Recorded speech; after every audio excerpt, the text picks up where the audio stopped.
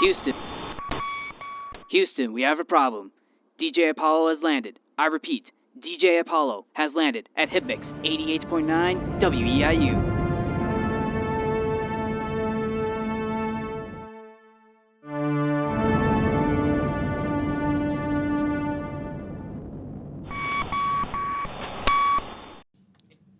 Welcome to the Tales of Music and Film podcast. I am DJ Apollo, and today we're on episode number 18. I'm going to be hitting 20 episodes before too long, and I'm so happy about that. And today we're on the topic of music yet again, and yet again there are no guests on this episode. It's just you and me talking about a famous heavy metal album. That's right, today we are entering the heavy metal territory with, of course, the Black Album by Metallica. Now, before we get into today's album, I want to give a brief mention that I have some amazing news to announce. So, I recently just did a brand new episode with my friends Preston and Marshall for Nerd Culture covering Halloween Ends. That episode will be up on their podcast on Spotify Anchor very soon. The episode was a ton of fun to record, and I had a load of fun doing it. Me and Marshall on Nerd Culture, we also covered the other Halloween movies along with 2018 and 2021 as well. So you can find all those episodes on the Nerd Culture podcast. And on Tales of Music and Film, we will be covering next week. We are covering the Traveling Wilburys Volume 1, and the next two scary movies I will be covering is Lost Boys and Dr. Sleep. So all kinds of new topics on the way that I cannot wait to do episodes on. But today, we're going to get back to music. So, I knew when I was making albums to cover that I had to cover a Metallica album. Metallica has been a staple in my whole life up until this point. I love Metallica. They're one of my favorite bands of all time. My dad raised me on their music because Metallica is one of my dad's favorite bands of all time. He has seen Metallica live on almost every album tour. Very first time he saw Metallica live was on the Injustice for All tour in 1988. That was around the time that he got into the band. He hadn't seen, Kill 'Em All, Ride the Lightning, or Master of Puppet tours.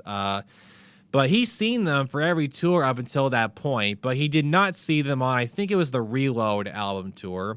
But he's been there ever since. And Injustice remains one of his favorite records of all time. I actually got that on vinyl for him for Father's Day a couple years ago. And him and I bond over Metallica all the time. It's one of our favorite bands. Like, when you enter our house, like, it is like mandatory for us to play Metallica on our record player. We love ourselves some good old Metallica. Me personally, the Black Album is my favorite, and that was the reason why I picked it, because I had the most history with this one. I spent all my teens listening to this one in particular. I have this brand new from Walmart on vinyl, and I listen to it on my record player all the time. It's such an amazing record, and 30 plus years later, this album holds up so well, and I'm very excited to talk about it. But before we get into the actual album itself, let's get into the band for one quick minute. So Metallica is an American heavy metal band. The band was formed in 1981 in Los Angeles by vocalist and guitarist James Hetfield and drummer Lars Ulrich, and has been based in San Francisco for most of its career. And Metallica, there's nothing much I can really say, other than the fact they're one of the biggest heavy metal bands of all time. And on top of that, they are considered to be one of the greatest live acts of all time. I had the biggest amazing honor of seeing Metallica live in Busch Stadium during the summer of 2017. They were my second concert, with the first one being AC/DC. Like, how many people in this generation can say today with the following, that think about this, like, how many people can say the following words? My first two concerts in my teen years was AC/DC and Metallica. Like, I am one lucky human being that I got to see, like, possibly the top two greatest live acts in the entire world. What an amazing thing to have them on my life resume. Just those concerts were amazing. And Metallica it still stands for me the loudest concert I've ever been to. I'll never forget walking out of Busch Stadium. My ears were ringing so loud. Like, oh man, what a loud concert. I never covered my ears, but boy, you better have some strong hearing if you want to go see a Metallica concert. And I'm saying this right now. If you ever get a chance to see a Metallica concert, go do it. You will not be disappointed. They fulfill on the promise of promising you an amazing live show. And another reason I decided to go with the Black Album is because most of their live shows, there's like 5 songs off of this that they always perform live, and it's always guaranteed to be on their set lists when they tour. And the lineup for this band, it has changed a lot over the years. The original lineup, so you have James Hetfield on vocals and guitar. You have Dave Mustaine on guitar. You have Lars Ulrich on drums. And then you had Cliff Burton on the bass guitar. Right before they recorded their first album, Kill 'Em All, in 1983, Dave Mustaine was kicked out of the band due to his alcohol problems and him getting into fights with other band members. So they decided to kick him out. Then they hired guitarist Kirk Hammett to replace him. Then they would go on to record Kill Them All. They went on a tour. Then a couple years later in 85, they recorded and released Ride the Lightning, which was a huge success. Then they recorded Master of Puppets. And they're in the middle of touring on that record when Cliff Burton was killed in a bus crash. The driver of the tour bus lost control of the bus and ended up crashing on its side, and it landed on top of Cliff, and he was killed. So after all that went down, they hired bassist Jason Newsted to replace Cliff for the remainder of the tour, and he would end up becoming a full-time member. 2 years later, they would release Injustice for All in 1988, and a good majority of Metallica's fan base consider Injustice for All to be one of their best records of all time. I didn't like that album in particular growing up, but once I entered my 20s, like the last couple of years, I've really been starting to like the album a lot more. Like the song Blackened, I listen to that track all the time. It's a very good song. And so that album was a huge success. And now we cut a couple years later, 1991, the Black Album is released. And just to give you an idea on how well this record did, it sold 20 million copies worldwide, and it's Metallica in it for a fifth album. That is amazing. And on top of that, the Black Album is considered to be one of the greatest selling records of all time. I was actually on a website a couple years ago, and it was called the top 20 most sold records in rock history, and Metallica's Black Album was on the list. I think it was in 15th or 16th place. If your album is doing that well, you've made history. Like, can you imagine writing a record not knowing how well it's going to do, and then it does that level of success? Like, that is just a whole nother level of, like, success. And to give you another idea on how big this record is 30 years later, one of the hit songs off of this, Nothing Else Matters, it's track number 8. Last year, this song hit 1 billion views on YouTube. Think about that for a second. There's only a few other musicians who have hit that. Like just recently, The Police's Every Breath You Take just hit 1 billion views. AC/DC's Thunderstruck hit 1 billion views not too long ago. So it's not every day you see that. So if your song reaches that level of accomplishment, you know you've done extremely well. The record label for this album was Elektra Records, and their producer was Bob Rock. And so just to give you an idea of some of the songs featured on this album, you have of course, the amazing opening song that's used at every football game, Enter Sandman. Can you imagine a more better song for a football team introduction? It's literally the perfect song. And of course, you have track number 2, Sad But True, a song that holds a very special place for me because in high school, when I was working out in the gym lifting weights, we had a little tiny stereo inside the weights room. And one of the CDs we played had a bunch of Metallica and AC/DC tracks on it. One of them being Sad But True. I don't know why. Every time this song came up, I found myself pushing myself and lifting heavier weights. Like, it made me want to push myself. Just that song just gets the adrenaline going. It's such a heavy metal track, and it's a breathtaking song. The power of the songs on this record are extremely unique. This whole album, if you could turn this album into a power source, it could probably power the entire city of New York for decades.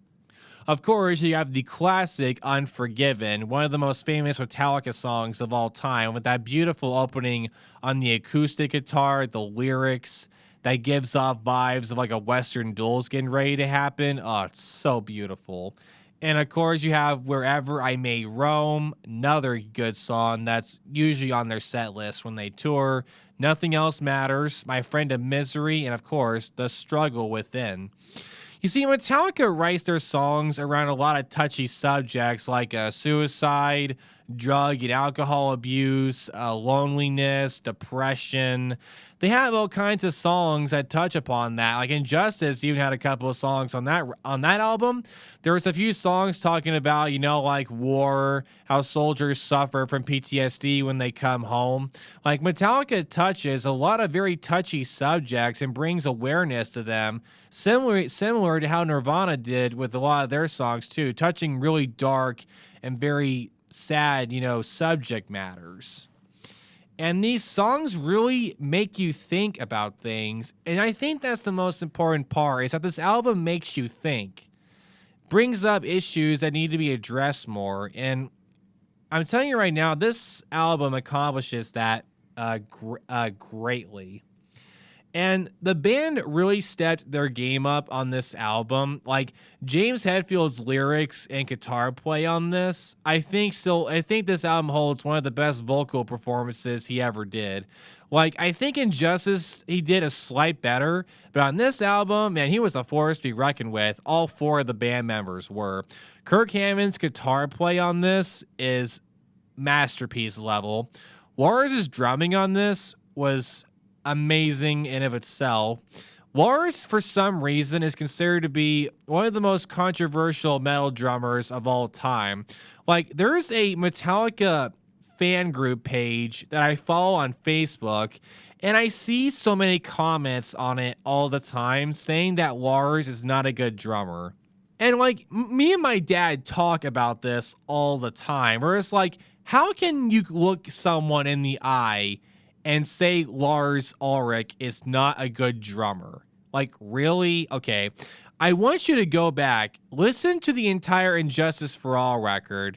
The drumming he does on that, like, I dare you to try to replicate what he did on that record. And then come back to me and tell me he's a bad drummer. Like, he's an amazing drummer. So I don't know where all the hate's coming from. He is a little basic on some songs, I will say that, but he adds his own unique style to it. I think he's a magnificent drummer. And of course, you have Jason Newsted on the bass. Man, I'm telling you right now, he filled Cliff Burton's shoes greatly. And he did this thing that I really loved. He didn't try to copy Cliff Burton's style. Like, Jason just filled the shoes, brought in his own unique style of bass playing, and it fits perfectly. His bass on this record is just, it's art for the ears. Breathtaking. So, the Black Album is, of course, Metallica's 5th studio album. It was released on August 12th, 1991 by Elektra Records. It is commonly referred to as just the Black Album due to its packaging design. Its recording took place at 101 Studios in Los Angeles over an 8-month span that frequently found Metallica at odds with their new producer, Bob Rock.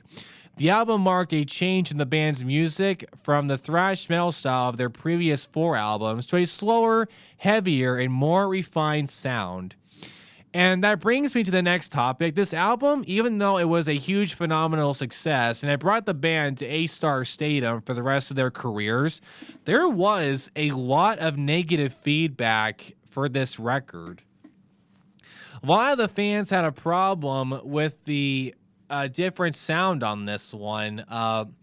My dad really helped me realize that because he told me like him and his friends waited in line to buy this album when it came out, and he told me the minute they bought it, I believe it was on a cassette tape. They went back to the friend's car, they put the tape in, they listened to it, and Dad said him and his friends were very disappointed.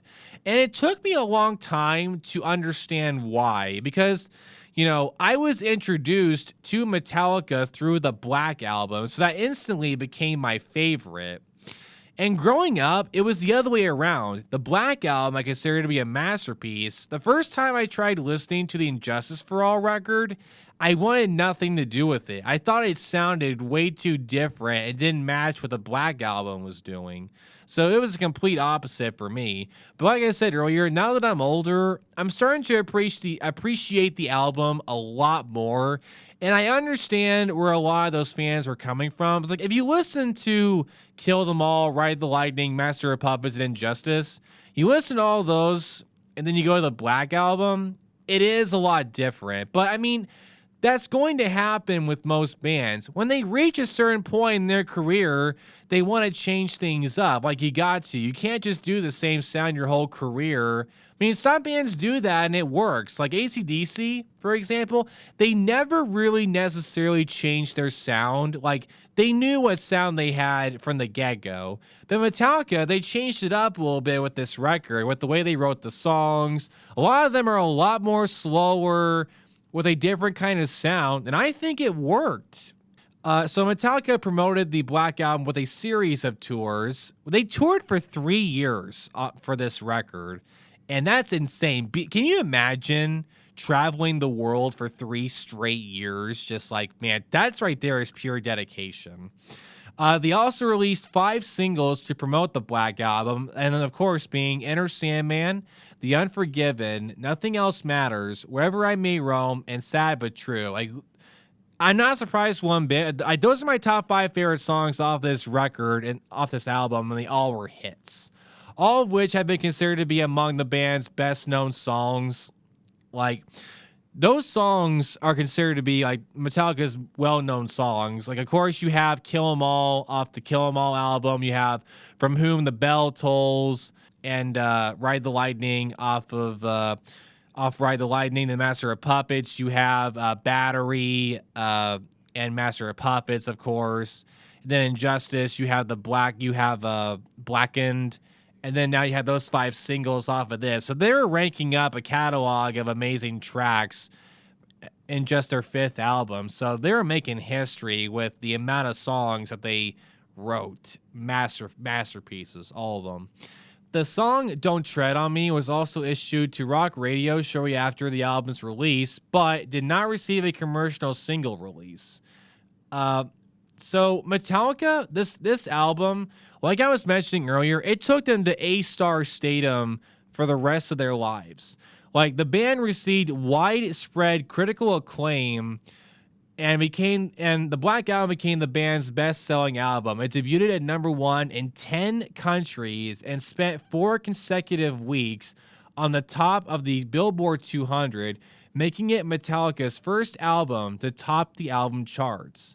Metallica is the Black Album is one of the best-selling records in the whole wide world, and also one of the best-selling albums in the United States since Nielsen SoundScan tracking began. The album was certified 16x platinum by the Recording Industry Association of America in 2012. It has sold over 16 million copies in the United States, being the first album in the SoundScan era to do so. So this album, it made history. Like, I don't think Metallica knew that this album was going to take them to this level of fame. And Metallica played the Black Album in its entirety during the 2012 European Black Album Tour.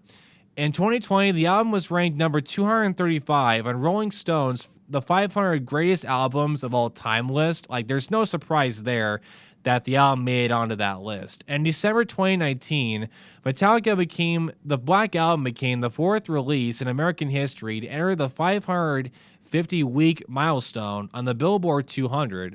It also became the second longest charting traditional title in history, and the second to spend 550 weeks on the album charts. So, yeah, I think it's safe to say that this record made some history. So a little bit more history for you regarding the album. 4 demos for the album were recorded on August 13th, 1990. Enter Sandman, The Unforgiven, Nothing Else Matters, and Wherever I May Roam. The lead single, Enter Sandman, was the first song to be written, and it was the last to receive lyrics. On October 4th, 1990, a demo of Sad But True was recorded. In October 1990, Metallica began recording at One-on-One Recording Studios in Los Angeles, California, to record the album, and they also spent a little bit of time at Little Mountain Sound Studios in Vancouver, along with British Columbia, for about a week. On June 2nd, 1991, a demo of Holier Than Thou was recorded. Hetfield stated about the recording, what we really wanted was a live feel. In the past, Lars and I constructed the rhythm parts without, Kirk and Jason. This time I wanted to try playing as a band unit in the studio. It lightens things up and you get more of the vibe. So I happen to agree with him on that 100%. You gotta get the good vibes going. Unfortunately, there was a huge negative with this album. Apparently, the recording session took a long time. Like I said, 8 months is a long time to record an album. And it was Rock's first time promoting a Metallica album, so he wasn't 100% sure how to work with the guys, and the recording sessions were very stressful. And if you want to go into more history about the recording sessions for the Black Album, it was very well documented. You can find videos of them in the studio recording this album on YouTube, and let's just say things got really heated between the band members and Rock. He had the band make the album in multiple different ways. He asked them to record songs, and he would have all of them play in the same room instead of having them play their part separately at a time, which to me that would sound easier, but again, I'm not a producer, so I wouldn't know. Like I said, he wanted them to perform the tracks together instead of individually in separate locations. He also suggested recording tracks live and using harmonic vocals from Hetfield. Rock was expecting the production to be easy, but had trouble working with the band, leading to frequent and engagement arguments with the band members over aspects of the album. Rock wanted Hetfield to write better lyrics and found his experience recording with Metallica very disappointing. Since the band is very well known for being perfectionist, Rock insisted they record as many takes as needed to get the sound they wanted. The album was remixed 3 times and at the cost of $1 million. The troubled production led to Aldrich, Hammett, and Newsted divorcing their wives. Kirk Hammett said this influenced their playing because they were trying to take those feelings of guilt and failure and channel them into the music that they were making to get something positive out of all of it. And honestly, I agree with him 100%. It's like with everything that went down during the recording of this, you have to turn the negative things you experience and turn them into positive things. Make something good come out of it. That's the best thing you can do. Like, you give it a reason. Anytime you go through a very bad negative experience, you gotta find a way to find the good, take the good out of it. And that's what they did.